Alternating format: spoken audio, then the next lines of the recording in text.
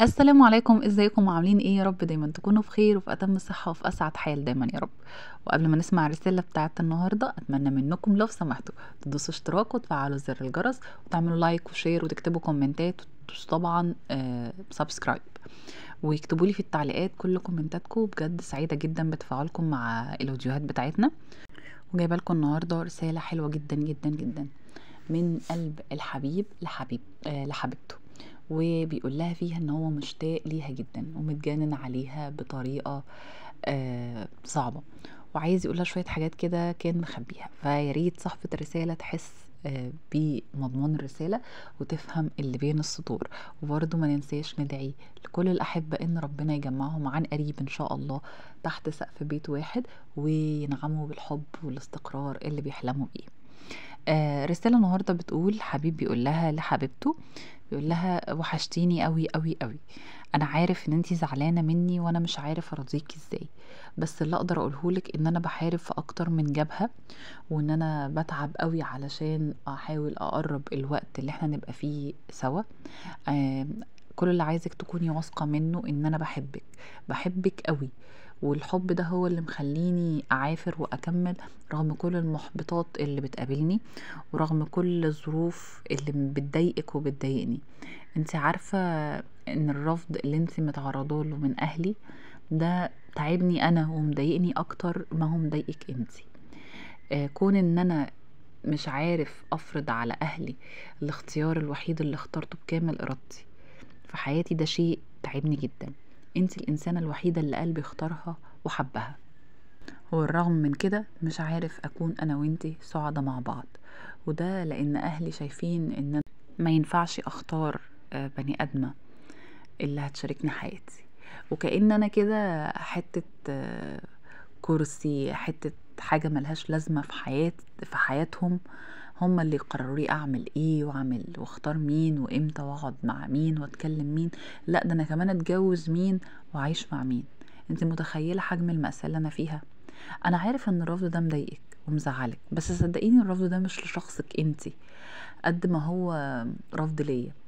عدم ثقة في اختياراتي، شايفين ان انا بني ادم ما ينفعش اختار، شايفين ان انا غير جدير بالثقة بتاعتهم ان هم يسيبولي الامور بتاعت حياتي انا اقودها بنفسي. انت متخيلة قد ايه الوجع والألم اللي انا فيه؟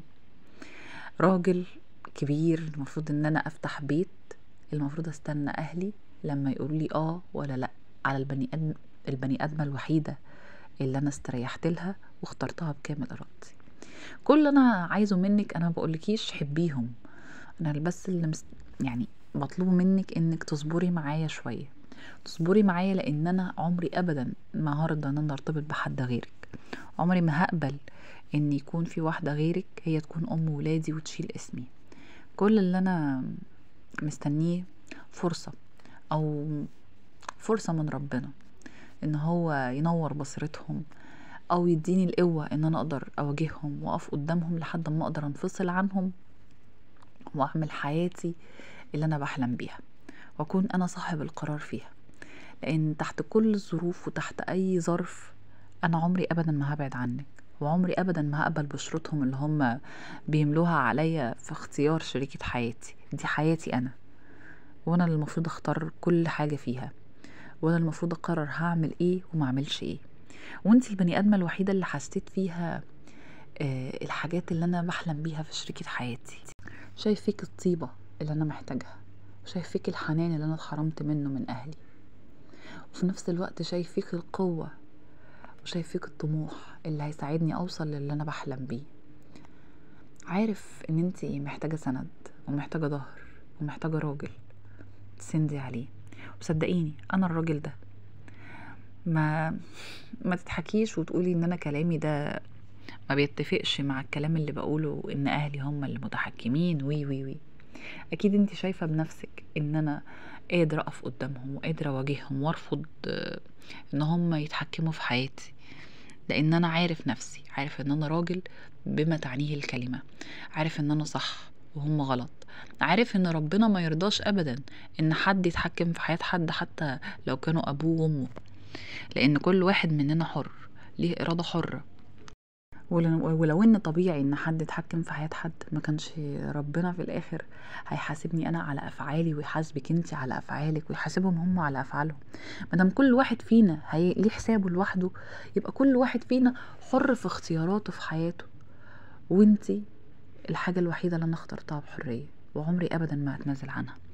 فصدقيني لو انا مضايقك شوية، مزعلك شوية، فده غصب عني، لان انا بحاول اكون الانسان اللي يستهلك، الانسان اللي قادر ان هو يفتح بيت من غير ما حد يقول انت بتعمل ايه وفين وامتى.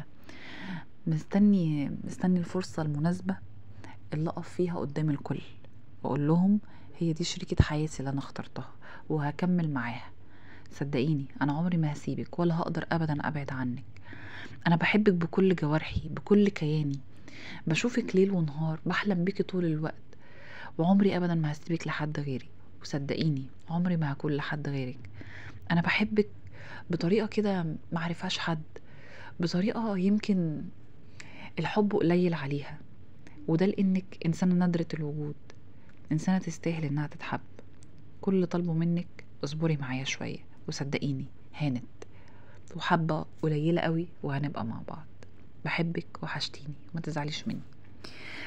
وبكده تكون انتهت رسالتنا النهاردة، ويا رب يحل مشكلة كل الأحبة ويجمعهم تحت سقف بيت واحد. وما تنسوش تكتبوا كومنتاتكم على الرسالة دي. ويا صاحبة الرسالة استحملي مادام هو شريكي بجد، استحملي، واستنوني مع رسالة جديدة بكرة إن شاء الله. السلام عليكم.